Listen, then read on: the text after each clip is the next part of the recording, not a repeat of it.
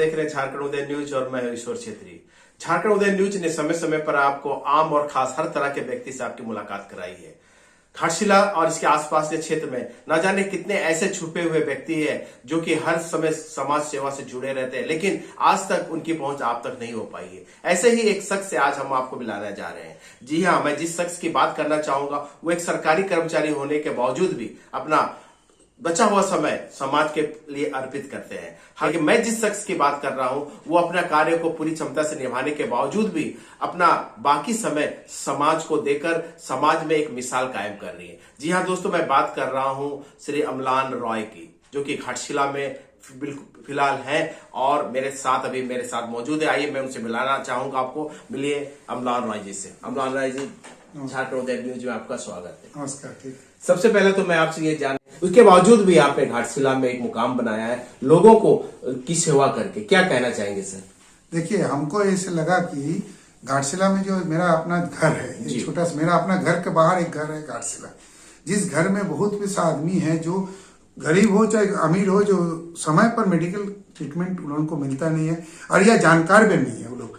तो कुछ हमारा इस नौकरी के दौरान या किसी आदमी से मिलने के दौरान हमको ये कुछ खबर मिला कि कहाँ मेडिकल सेवा कहाँ का ठीक ठाक मिलता है। तो इस मेडिकल सेवा के लिए हम लोग सोचे कि कुछ करें।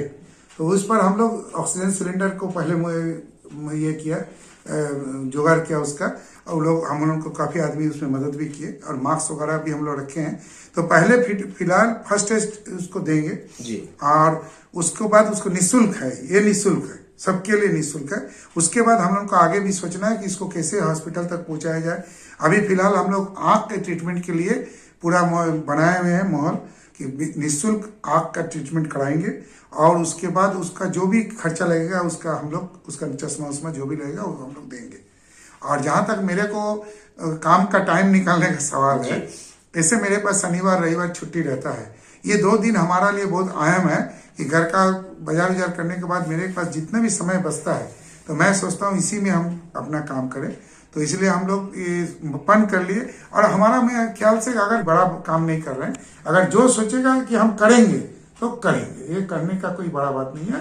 लेकिन हम लोग कोशिश कर रहे हैं, हम लोग से और भी आदमी जुड़े हुए हैं जो हम लोग हेल्प करते हैं। अकेले से तो कुछ नहीं हो पाता है, लेकिन हम लोग और भी आदमी जुड़े हुए हैं, बहुत हेल्प करते हैं। और करीब सब घाटशिला के आदमी हमारे साथ है और हम लोग चाह रहे हैं कि इसको और भी अच्छा रूप से किया जाए।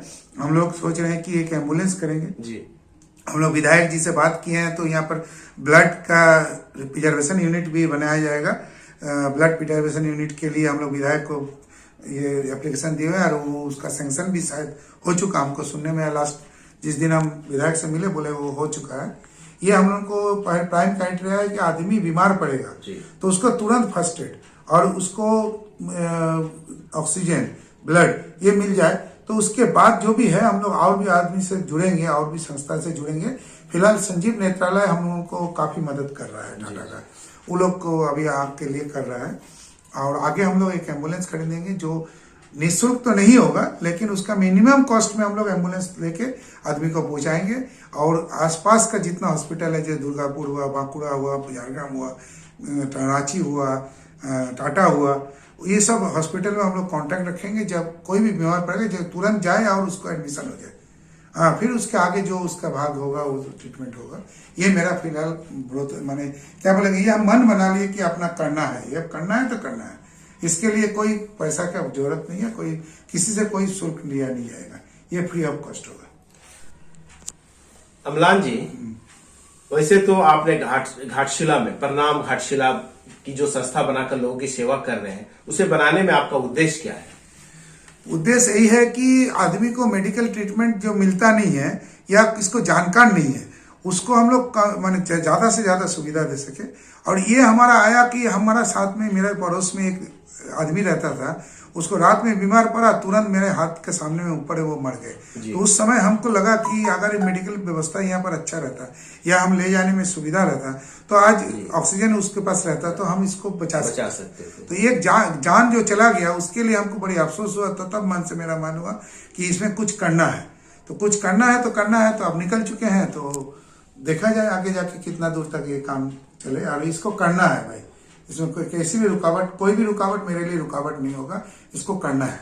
नहीं, इस तरह के कार्यों में आर्थिक बाधाएं आती है, मैंने पैसों की बात आती है, उस तरह कैसे मैनेज होता है सर? देखिए, जहां तक आर्थिक सवाल आता है तो भगवान की दया से मेरे पास जितना भी फिलहाल जो है, मेरा पास जितना भी धन है, जो भी है मेरा, जो भी कमाई से आता है, तो उसका जो बच जाता है उसका हमको इसमें लगाना है। दूसरा बात है, हमारे साथ और भी जो समाज के अच्छे लोग हैं, जैसे सत्यनारायण जैन साहब है, जैसे आपका बापिन चौधरी है, जैसे आपका प्रवीर विश्वास है, और आपका इधर पार्थो भट्टाचार्य बोल के हैं, महाराज भी हैं। तो ये लोग हम लोग काफी उत्साह भी करते हैं और फाइनेंशियली दरकार होने से मांगने पर कुछ मिल ही जाता है। तो फिलहाल तो पैसा का उतना जरूरत नहीं है, जितना मेरे पास है उतना हम कर रहे हैं, इन लोगों से भी कुछ ले रहे हैं। अगर हो जाएगा तो ये खाली नेक काम के लिए पैसा जितना जुगाड़ हो जाता है। छत्री जी, हमको लगा ये साल भर में कि अच्छा काम में ठीक से करने के लिए हम लोग इसको मन बना लिए कि पैसा को एकदम सही दिशा में खर्चा करना है और आदमी पड़े खर्चा करना है। जी अमला जी, बहुत बड़ी सेवा, मानव सेवा कहते हैं सबसे बड़ी सेवा है। और आपके माध्यम से या जो लोग हमारे आपके इंटरव्यू को देख रहे हैं वो आपके इससे प्रणाम से जुड़ना चाहते हो या फिर किसी तरह की सेवा देना चाहते हो तो क्या करना होगा? देखिए, हमारा प्रणाम घाटशिला का ऐप तो एक व्हाट्सएप ग्रुप में हम लोग बनाए हैं, और मेरा नंबर जो है वो आप डाल दीजिए, वो मेरे से जो जुड़ सकते हैं। बापिन चौधरी से भी बात कर सकते हैं, प्रबल विश्वास से भी बात कर सकते हैं, या महाराज से भी बात कर सकते हैं, कोई बात नहीं है। तो हम लोग वो जुड़ना चाहेंगे तो हम लोग जोड़ लेंगे। हमको उनसे कोई उम्मीद नहीं, खाली समय उनको चाहिए कि हमको अगर दरकार पड़ेगा तो समय दे कि जैसे हम अभी कलकत्ता किसी को मेडिकल किसी को लेके जाना है, एलएस हॉस्पिटल वगैरह कुछ भी, तो साथ में जाने का जो इच्छा रहेगा तो अपना जाए, उसके साथ उसका हिम्मत बढ़ाए। ये हमारा पहला लक्ष्य है। कोई भी जुड़ना चाहेगा तो ये मन से जुड़िए कि हमको कुछ देना नहीं है, आप उसको हमसे कोई उम्मीद नहीं है कि वो हमको पैसा देगा, कुछ नहीं, खाली समय दे और उस हमको खाली माने आशीर्वाद दे कि हम इस पर सफल हो। और दूसरी बात जो है, जो इसमें हम लोग को जो चिंता लगा हुआ है कि आदमी को रात में विरात में जब घर में रहता है तो उसको कोई सेवा नहीं मिलता। तो हम लोग कुछ आदमी को ऐसे तैयार कर रहे हैं जो फार्मासिस्ट का काम या टेक्नीशियन का काम या दाई का काम या आया का काम करे, तो उस पर जो पैसा लगेगा वो आदमी जो आप यूज करेगा उसको वही देगा। लेकिन इसका इनलिस्टेड हम लोग कर रहे हैं कि किसी को अगर दरकार पड़ेगा तो हम लोग उसको उस आदमी का फिर सर्विस, जो आया का सर्विस हुआ, टेक्नीशियन का सर्विस हुआ, ब्लड लेने का सर्विस हुआ, ये सब सर्विस हम लोग फ्री फंड में, माने कोई भी बिना पैसा का उसका घर से हम लोग उपलब्ध कराने का सोच रहे हैं। पिछले साल 2020 में जिस तरह का लॉकडाउन हुआ कोरोना को लेकर, उसमें आपका क्या अनुभव रहा? आपने किस तरह के कार्य किए वो जरा साझा कीजिए सर। देखिए, कोरोना का जहां तक काल आया तो बहुत खराब समय गया, पूरा विश्व के लिए खराब गया। तो जब हम लोगों का आपस में बात हो रहा था तो कोरोना में यहाँ पर आदमी बहुत अधिक फंसे हुए थे। तो हम लोग पहला झूम की तरफ से बोलिए या प्रणाम घाटशिला की तरफ से ही सोचे कि जो फंसे हुए आदमी को कैसे कैसे लिया जाए। तो इसमें कुछ हम अपना सरकारी पद का भी व्यवहार किए हैं, कुछ अपना हौसला का भी व्यवहार किए, और एग्जिट और एंट्री पास निकाल के बहुत सा आदमी को अपना घर पहुंचाया है। जिसमें उल्लेख है आपका दलबुंगर हॉस्पिटल का एक नर्स थी जिसका घर था बहुत दूर था, उसका पिताजी ने माने उसको ले जाने के लिए हम लोगों को बोला, तो पहला काम वो लोग वही किया। इसके बाद भी कलकत्ता से बहुत आदमी आए और यहाँ कलकत्ता में गए उसका भी काम किए। और कोरोना का दौरान जो भी बीमार पड़ा उसको ऑक्सीजन उपलब्ध कराने का, उसके बाद उनको डॉक्टर लोगों से कैसे सलाह लिया जाएगा और उसके सलाह के साथ लोग कैसे खुराक बनाएगा, कैसे ये हम लोग खुल के आगे हैं। और बहुत काफी आदमी को जो मजदूर लोग आए थे उन लोगों को भी कुछ खाना नाश्ता पानी देने का बंदोबस्त हम लोग किए। ये सब सबका सहयोग से हो गया, कुछ मेरा अपना खास बात नहीं है, ये सब सहयोग किए। तो सब सहयोग में हम भी एक सहयोगी थे तो कर लिए, तो बहुत अच्छा लगा। हम लोग करीब करीब नहीं भी तो 7,000 का ऊपर से आदमी को खाना खिलाए, पानी दिया और ले जाने आने का बंदोबस्त करीब करीब हमारा ख्याल से हम प्रणाम घाटशिला झूम की तरफ से 150 आदमी को लाना और पहुंचाने का काम कर चुके हैं अभी तक। माने कोरोना दौरान में जो फंसे हुए थे, बंगाल में फंसे हुए थे या आपका कर्नाटक में फंसे हुए थे या आपका रांची में फंसे हुए थे, जो आ नहीं पा रहे थे, तो उसको यहाँ का प्रशासन का हेल्प से काली भाई से का भी हेल्प था उसमें। तो काली भाई भी सहयोग किया कि किसी को खड़गपुर भेजे, किसी को चेन्नई से आया तो उनको कुछ कहीं भेजे या डुमरिया भेजने का काम, ये सब किए हैं। अब उतना याद भी नहीं है, कर लिए उसको क्या रिकॉर्ड करना है आप। ये सबका सहयोग से हुआ, ये बात तो मानना पड़ेगा। घाटशिला का आदमी दिल खोल के सहयोग किया, और इस सहयोग में काफी आदमी का, आपका चैनल का भी हाथ है, प्रभात खबर जैसे मीडिया का भी हाथ है, भास्कर का भी हाथ है, सबने प्रचार किया और आदमी जुड़ते गए तो हम लोग आगे बढ़ते गए। और हम सोचते हैं कि घाटशिला का आदमी और भी ऐसे प्रचार हम लोग के साथ देंगे तो हम लोग और आगे बढ़ सकते हैं। आगे दिन में हम लोग हो सकता है कि एक हॉस्पिटल का सोचे। और घाटशिला वासियों को आप क्या संदेश देना चाहेंगे अपने माध्यम से? घाटशिला वासी को एक ही संदेश देना चाहते हैं कि आदमी का सहायता करना बहुत बड़ा पुण्य काम है। वो भी अगर निःशुल्क हो तो अपना मन मुटाव और अपना ईगो को हटा के खाली आदमी का सेवा में लग जाना ही बहुत बड़ा काम है।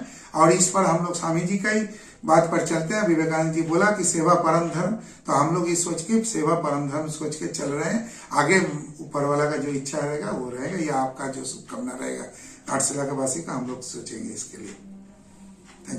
अम्लान जी, ऐसे तो आप आरटीआई कार्यकर्ता के रूप में भी जाने पहचाने जाते हैं, तो आरटीआई कार्यकर्ता के रूप में काम करने में क्या असुविधा या कैसा आपको अनुभव रहा है? देखिए, ये आरटीआई एक्ट ने हमें एक अधिकार दिया है कि हमें कोई जानकारी अगर किसी से सरकार विभाग से या कोई भी सरकारी मान्यता प्राप्त संस्था से लेना है तो हम लोग उसको यूज कर सकते हैं। तो ये आरटीआई का बारे में हमारा जो अनुभव रहा, जब हम सरकारी संस्था में रहने के कारण हमको मालूम है कि आरटीआई बहुत जरूरी चीज होता है। तो ये जानकारी के लिए आपको आरटीआई बहुत इजी चीज है।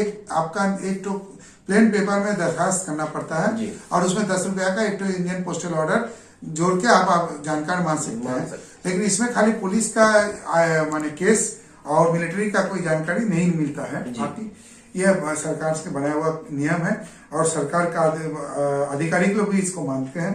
तो आरटीआई बहुत अच्छा चीज है, जो आपको आदमी अफवाह फैलाता है फलाना है, अगर आपको जानना है तो आरटीआई करके आप जान सकते हैं कि कानून क्या है। कानून आपको, इंडियन का जो संविधान है वो आपको बहुत सपोर्ट भी करता है कोई भी काम में आगे बढ़ने के लिए। अगर आपको कोई जानकारी लेना है तो आरटीआई आप कर सकते हैं। और आरटीआई करने में हमको, मेरा एक ही अपील है, बहुत आदमी आरटीआई करता है तो सही ढंग से नहीं करने के कारण कुछ आरटीआई छूट जाता है, कुछ रिजेक्ट हो जाता है। अगर कोई हमसे अगर सलाह लेना चाहता है या हमसे मदद लेना चाहता है तो हम उनको पूरा मदद करने के लिए तैयार है। आरटीआई बहुत अहम चीज है आदमी को अपना जिंदगी में चलने के लिए, आपका कोई भी सोच बदलने के लिए या कोई अफिसार शाही को हटाने के लिए आरटीआई बहुत बड़ा मदद होता है। तो ऐसा देखा है कि आरटीआई करने वाले लोग थोड़ा डरते भी है कि मेरे ऊपर कुछ आंच आएगा या कुछ केस हो जाएगा, ऐसा कुछ है? नहीं, ऐसा कुछ नहीं है। आरटीआई करने वाले को साहसी होने का जरूरत नहीं है। एक आम आदमी जो सबसे कमजोर है वो भी आरटीआई कर सकता है, इस पर उसका कुछ आंच नहीं आएगा। आरटीआई एक डॉक्यूमेंटेशन है जो सरकार से आप मांग सकते हैं, या सरकारी संस्था जो सरकार के से पालते हैं वो संस्था भी देने के लिए बाध्य है। और इसकी जानकारी के लिए आपको बोले कि आरटीआई अधिकारी कोई भी जो हेड ऑफ द इंस्टीट्यूशन होता है वही आरटीआई देने के लिए बाध्य होते हैं। और अगर वो नहीं देते हैं तो उसके लिए आगे पदाधिकारी है, उसका जानकारी अगर किसी को चाहिए तो हमसे संपर्क करने से हम उसको बोल देंगे कि किस आदमी इस आरटीआई उल्लंघन के लिए जिम्मेवार होता है। तो ये बहुत अच्छा चीज है, सरकार की दिया हुआ संविधान के अनुसार हमारा राइट है। तो राइट्स को हम लोग यूज करना चाहिए। हर चीज में हम लोग इसमें हम आ सकते हैं, इसमें कोई डर का बात नहीं है। इसमें कोई, आप आरटीआई करने से कोई आपको कानून है मेडिकल इमरजेंसी के लिए और मेडिकल सुविधा उपलब्ध कराने के लिए और जानकारी देने के लिए। अगर घाटशिला शहरवासी में कोई भी इसमें जुड़ना चाहते हैं या हमारे संपर्क में आना चाहते हैं तो नीचे दिए गए नंबर से संपर्क करें, हम आभारी रहेंगे उनका। तो दोस्तों, ये थे अम्लान राय, एक समाज सेवी जो कि एक सरकारी कर्मचारी होने के बावजूद भी मानव सेवा में अपना पूरा समय दे रहे हैं और घाटशिला में एक मुकाम बना चुके हैं। हालांकि मानव सेवा करना इतना आसान नहीं है, इससे बहुत तरह की बाधाएं आती है। इसके बावजूद भी अम्लान राय ने जिस तरह से पिछले कोरोना काल में लोगों की सेवा की, वो उल्लेखनीय है। हालांकि इनका आने वाले दिनों में बहुत ज्यादा विश्वास है कि आने वाले दिनों में इनकी संस्था प्रणाम घाटशिला बहुत ज्यादा लोगों की सेवा कर पाएगी। झारखंड उदय की ओर से भी उन्हें बहुत बहुत शुभकामनाएं इस कार्य के लिए। हम चाहते हैं कि प्रणाम घाटशिला और ज्यादा लोगों तक पहुंचे और उनकी सेवा सभी लोगों तक पहुंचे। झारखंड उदय न्यूज के लिए मैं ईश्वर छेत्री, घाटशिला से।